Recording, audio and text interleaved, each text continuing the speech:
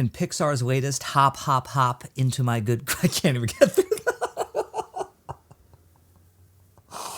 There's no way that was going to work.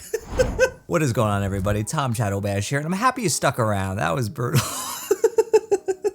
If you love movies and TV, rest assured you are in the right place. And without further ado, we're going to be jumping into my review of Pixar's latest film, Hoppers. Now, Hopper centers on a passionate, determined young girl named Mabel who wants to save this piece of land that is near and dear to her heart, and in order to do that, she decides to use this technology that is able to put her consciousness into the mind of a robotic beaver, and as a result, she's able to meet animals and talk to them and communicate with them. And so she decides to use this technology to try to save the land, save the animals, and come out on top. Now, I was really looking forward to Hoppers because it's original Pixar. You know, it's not a sequel, it's not a prequel, it's not a spin-off. We finally have some original Pixar that's been given a good marketing push. A lot of their original films in the past several years, when we do get them, they barely get any sort of marketing push. A lot of people don't even know they're hitting theaters, and as a result, they have failed. And it's a bummer because there have been some hidden gems amongst the crop. Not only is it great to see this movie get a great marketing push and the spotlight it deserves, but I'm also really happy to report that Hoppers is a really fun Pixar movie and definitely one of their better films in a while. Now, Hoppers has a lot of things going for it. First and foremost, tremendous voice cast here, and everyone's bringing their A game. I think Piper Curda, who leads this voice cast as Mabel, I think she's terrific in the main role. She makes Mabel a really likable, empathetic character. She's got a lot of qualities that maybe in another voice actor's hands, it could have come off as really jarring and also grating over a long period of time. But Curda is able to imbue this really passionate, determined, very spirited, to say the least, character with this likability and this charm that makes her a really endearing character to follow throughout this story. And the rest of the voice cast follows suit. I mean, we have Bobby Moynihan, we have Meryl Streep. I didn't even know she was a voice in this movie. We have Dave Franco, we have John Hamm. I mean, the list goes on, and everyone here is delivering grade A voice work. All these colorful, eclectic characters really register well on screen, and they're really fun to watch. And the animation here is also gorgeous. I mean, that's kind of par for the course with Pixar, but I do like that this felt different. It felt fresh. I felt like the camera movements were more dynamic and thoughtful, and I felt like there was more energy and propulsion to the animation in this one, where it just made it feel like a more wild experience, which I felt really suited the material, and it popped more than usual Pixar films, or at least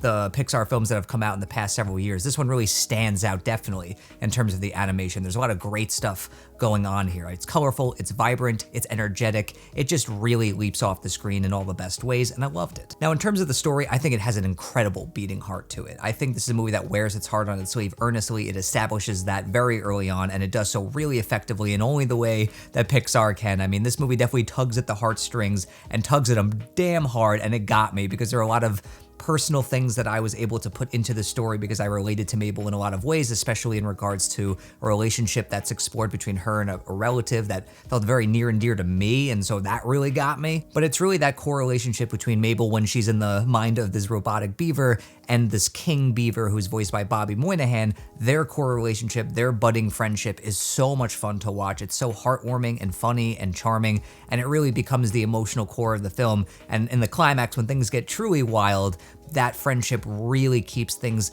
grounded in a great way. And speaking of the climax, I loved the climax of this movie. It's such a wildly big swing, but it works. It's so audacious and so different. It feels unlike any other Pixar film before, and especially in terms of a climax of a Pixar film. And I had a huge smile on my face because it shouldn't work, but it does, and it certainly works within the context of this really wild, zany story, and I loved every second of it. I can't wait for people to see it just for the third act alone. Now, is this movie perfect? No. I actually thought it was gonna be a lot funnier. I mean, I definitely chuckled throughout, and there were a couple big laughs, but I expected to laugh a lot more because Pixar is usually very good at balancing humor for kids and for adults, and I just kind of felt like whenever they tried to appeal to us adults, it didn't quite land, kind of fell a little flat a lot of the time, and it just felt like, given this concept and the potential that was there on paper, I just felt like it could have been a lot funnier, but you know, it is what it is. And also, I do think the first act of this film is really bumpy. I do think it takes a little bit too long to establish the main conceit that we've all seen in the trailers, and also it's just very slow, and it just feels like it's struggling to find its footing, unfortunately. But then once we get into that second act and we're in the land of the animals and Mabel's gone full beaver here, full Avatar here, I think that's where it really picks up and that emotional core really kicks into high gear and it becomes a really fun, emotionally engaging experience. But that first act, definitely rough around the edges. So in the end, I'm gonna give Hoppers 3.5 out of 5 stars. It's great to see original Pixar on the big screen anytime they're able to throw one of these our way, and I definitely think this is one of their better efforts in quite some time, and I do hope people see it. I think kids are gonna really enjoy it. I think adults are going to enjoy it for the most part. It's definitely not gonna be some chore for them to take their kids to see this film. It's a Pixar film after all, and an above average one at that. And I think it's got some great positive messages for children and adults alike, having to do with saving the environment, coexisting with animals and wanting to conserve their environments and be one with nature, to stand up for what you believe in, to, drown out any negative noise that's stopping you from achieving your goals. Just, there's a lot of great positive messages in this movie, and I enjoyed that. And I think they're not hitting you over the head with a cartoon hammer, let's put it that way. So that's my take on Hoppers. Let me know what you think of this movie when it hits theaters this upcoming weekend. Did you love it? Did you hate it? Do you think it's just okay? Let me know down below. And since it hasn't hit theaters just yet,